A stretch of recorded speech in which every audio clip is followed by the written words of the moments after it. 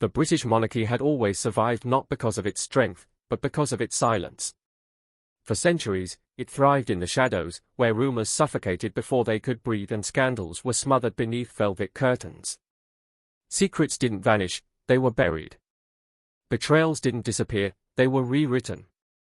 Silence was the monarchy's strongest weapon, sharper than swords, heavier than crowns.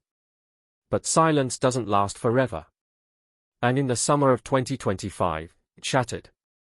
The one to swing the hammer was Carole Middleton. To most, she was just Catherine's mother, a grandmother with sharp eyes and steady composure. The tabloids liked to call her the steel spine behind Catherine, the quiet architect who made sure her daughter was never devoured by the royal machine. But to Camilla, Queen Consort, she was something far more dangerous. Carole wasn't an ally. She wasn't a pawn. She was a rival who had nothing left to lose, and when people lose everything, they stop playing by the rules. The storm broke on July 9. Clarence's house glowed with the polished grandeur of another royal dinner. Staff scrubbed marble until it gleamed, polished silver until it blinded, and arranged every crystal glass like soldiers in formation.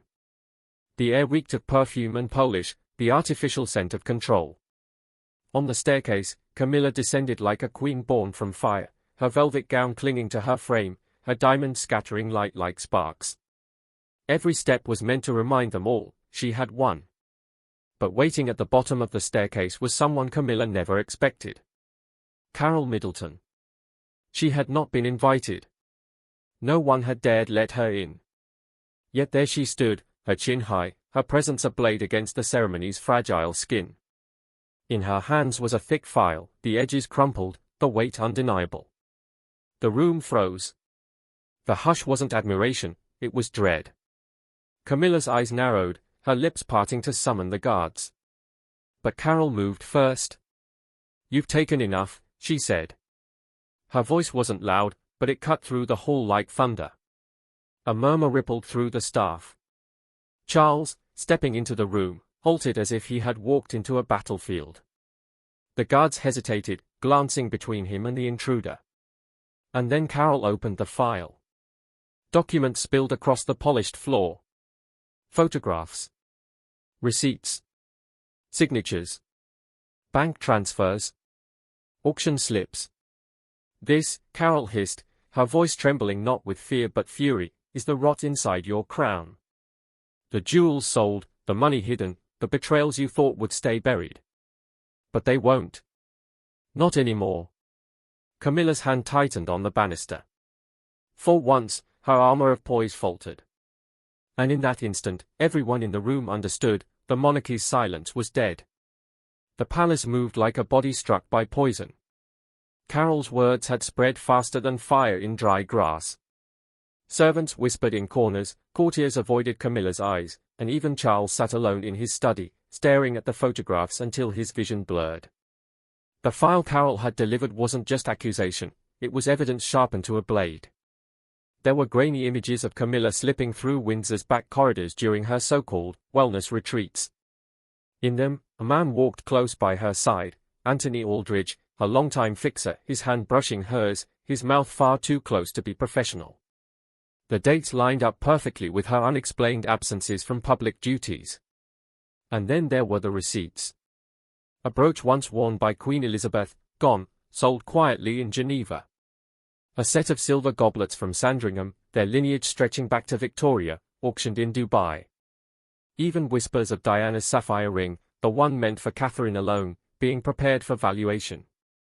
For years, Camilla had hidden behind ritual, convincing the world she was simply the dutiful queen consort. But Carole's file peeled back that mask and revealed a predator. Inside Buckingham Palace, Princess Anne was the first to act. She had always been pragmatic, always brutal when duty demanded it. She saw Camilla's betrayal not as scandal but as treason. The monarchy was bleeding, and wounds left untreated kill dynasties. And summoned Edward Grantham, a man the tabloids had long forgotten but who had once been Elizabeth II's most trusted investigator. Grantham didn't deal in gossip, he dealt in proof. Within days, he unearthed offshore accounts in the Cayman Islands, transfers worth millions, and shell companies conveniently tied to Camilla's children. The findings dropped like bombs on the palace council. On July 17, they gathered in what the staff called the war room, a chamber lined with portraits of ancestors who stared down at them like judges. Charles sat at the head, his face ashen. To his right, William, fists clenched on the table. Beside him, Catherine, pale but steady, her mother's fury now burning in her veins. Across from them sat Anne, her jaws set like stone. And at the far end, Camilla herself, dressed in mourning black though no one had died yet. The table was covered with evidence, bank records, testimonies, photographs. The silence was suffocating. Anne broke it. "This isn't mismanagement," she said, her voice sharp as steel. "This is looting. This is treason against the crown." William's voice shook, but not from fear. From rage. "You turned my mother's memory into currency. You made fools of us all." Camilla tried her old weapons, tears, excuses, appeals to Charles's loyalty. She said she was misunderstood, she was lonely, she was betrayed by advisors. But Charles's eyes never softened. His hands never moved to comfort her. "This is your last chance," he said, his voice low and deadly. "Tell the truth." But Camilla only stared at him, her silence thick with arrogance. That silence sealed her fate. The verdict came swift. She was stripped of duties, confined to Highgrove under royal guard, her staff dismissed, her access revoked. Her title, Queen Consort, remained, but it was hollow, a crown of thorns.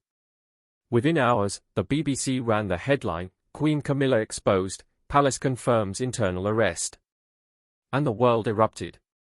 Crowds cheered outside Buckingham Palace.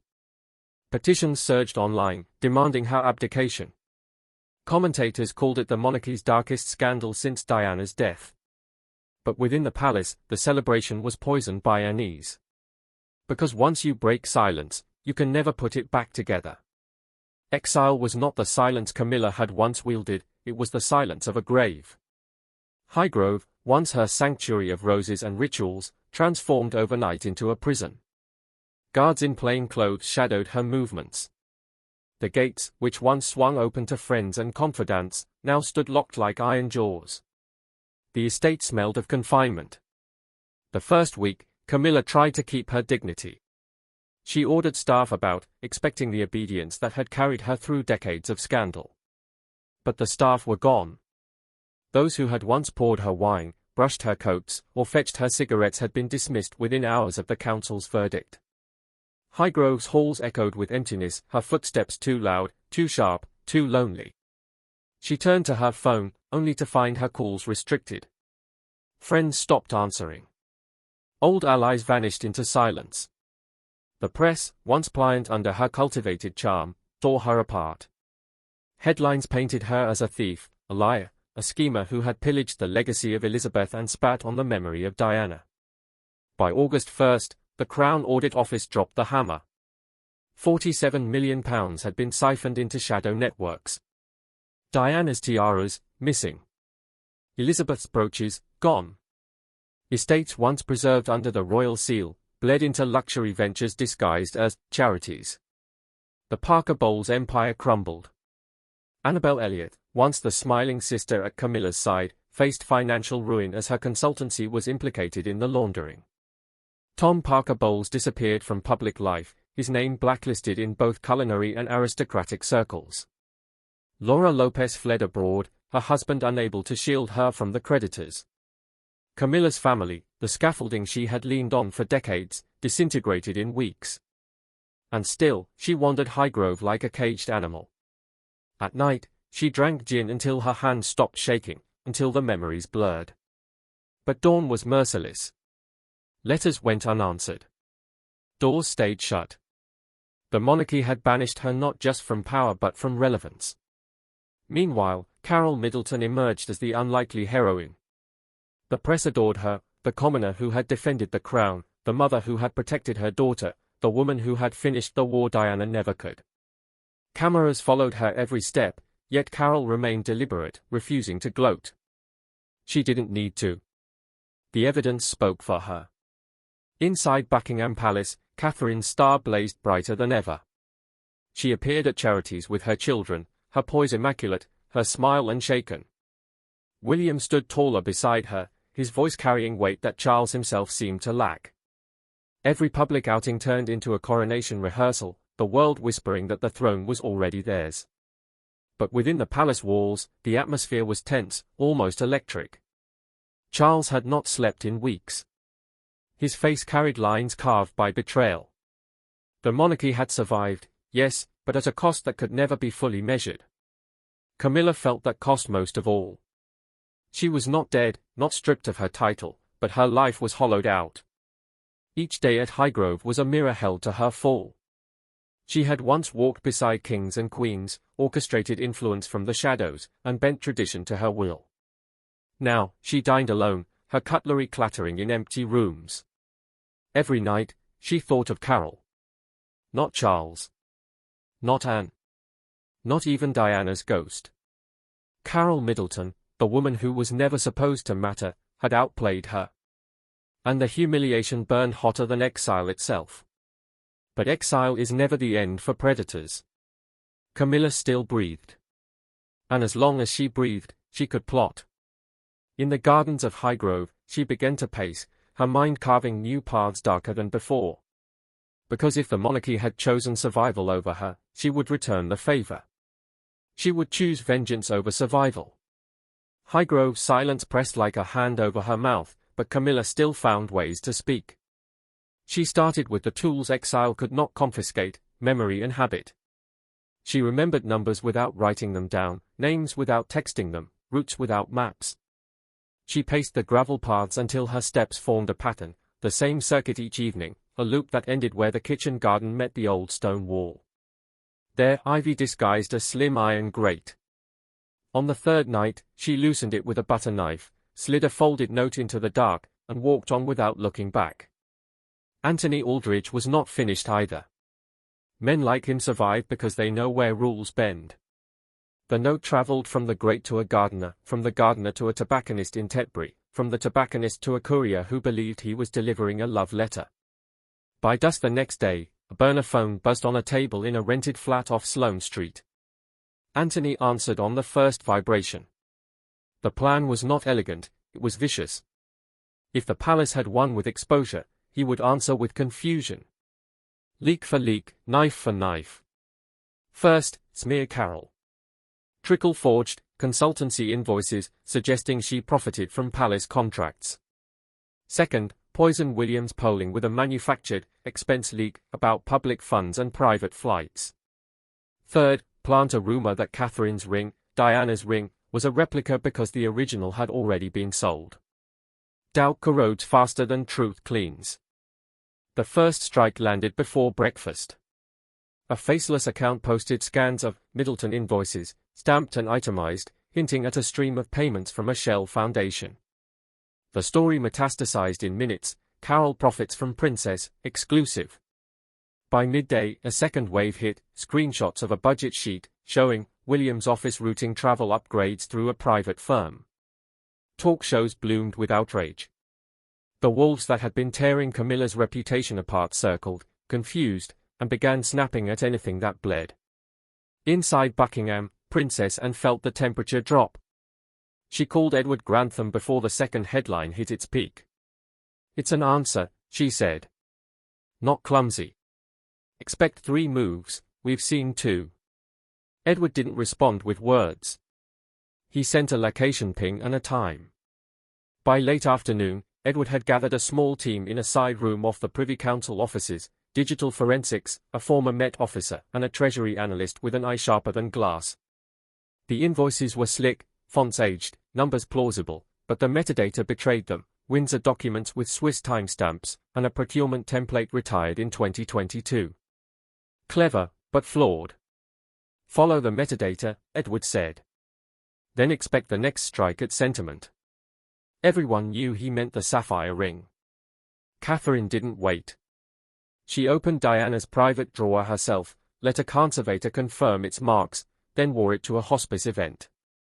Cameras flashed, the ring gleamed, and the rumor died instantly. Anthony pivoted, seeding chaos with a witness who claimed Carole had doctored files. Edward was ready. He planted a false spreadsheet with one hidden error, then watched it appear in a columnist's piece 2 days later. Hours later, Edward detonated the trap with the original checksum. Retraction. Silence. Aldridge vanished. That night, Charles, Anne spoke alone. She handed him reforms, asset tracking, dual stewardship of heirlooms with mirrored keys for Catherine and Anne. Charles said nothing, but survival demanded it. At Highgrove, Camilla burned a cryptic note warning of escalation. 2 nights later, tires on Catherine's security car were slashed, cameras failed, and a familiar ex-palace driver was caught with cash from a phantom bank. The story never broke. Camilla tried one last gambit, a solicitor's letter laced with regret and appeals to decency. Charles read it once, weighed it under a bronze St. George, and never replied. By week's end, the palace steadied but never healed. The monarchy had survived another storm, but the ground had shifted forever. The final collision did not look like a battle. It looked like a letter carrier laying a heavy envelope on a green leather blotter. It looked like a fountain pen being refilled. It looked like rain ticking against mullioned glass at Windsor while a fire snapped twice and then remembered itself. The instrument was called a letter patent of restriction. It didn't strip Camilla's title, it cut off its lifeblood. Archives closed, vaults barred, patronages reassigned, movements monitored. A surgeon's cut, precise, final. Charles read it twice before signing, waiting for a voice that never came. At Highgrove, Camilla opened it alone. Her hands shook, she laughed once, a sound like rusted hinges, then tucked the letter beneath a photograph. Pride rearranged the room into a throne that no longer existed. In Kensington's vault, Catherine placed Diana's sapphire into its cradle, jewel lights blinking green. For Charlotte, she whispered. And nodded. William filmed a brief address, gratitude, reform, service, no names, no blame. Carole watched in silence, her victory a long exhale. Edward Grantham closed the Aldridge file, nodes in Zurich, Dubai, to be checked quarterly. He left work unfinished, a habit learned under Elizabeth. At Highgrove, Camilla lived by routine, a walk, a drink, pages unread. One day Anne arrived unannounced. There will be no return, she said. No letters. No memoir. Try, and I'll burn what's left of your name. Camilla whispered, you enjoyed this. Anne replied, I enjoyed duty being possible again. Soon after, Parliament passed quiet reforms, independent oversight, dual key vaults, a redacted ledger. Transparency became a weapon. The press shifted. Catherine comforted patients, William pocketed a child's drawing, Charles planted trees. The monarchy moved forward. Camilla did not. Carole went home. She stacked the last of the documents in a tin box and slid the box into the back of a closet. She wrote 2 notes, both on plain paper, one to the retired guard who had risked his pension to tell the truth, one to the curator who had lost her job because she refused to falsify a ledger.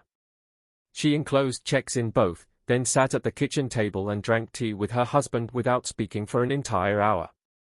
Sometimes survival sounds like nothing. Anthony Aldridge went aground and stayed there. He told himself he was waiting for the wind to change, for appetites to return, for a new ambitious court to hire an old ambitious man. He bought a bicycle. He stopped looking over his shoulder every time, then every other time, then not at all. That's when men like him are easiest to find. Winter drew its line. Frost webbed Highgrove's lawns overnight, and the sun pulled it back slowly, as if unwilling to light what it once warmed. Camilla stood at the window with a shawl tight around her and watched a robin swagger across the path, cocky, territorial, beautiful in a small rude way. She smiled at the bird without noticing she had done it. The smile left quickly. There was one last thing. Charles asked to see her. Not at Windsor, not at Buckingham. In a neutral room somewhere between, a place hired by people who need rooms without histories. He arrived alone, which was not true, men like him never arrive alone, but it felt true, which is what counts in rooms like this. She had imagined rage. She got something worse. I signed a letter, he said. You've seen it. She nodded. He continued, there will be no more letters.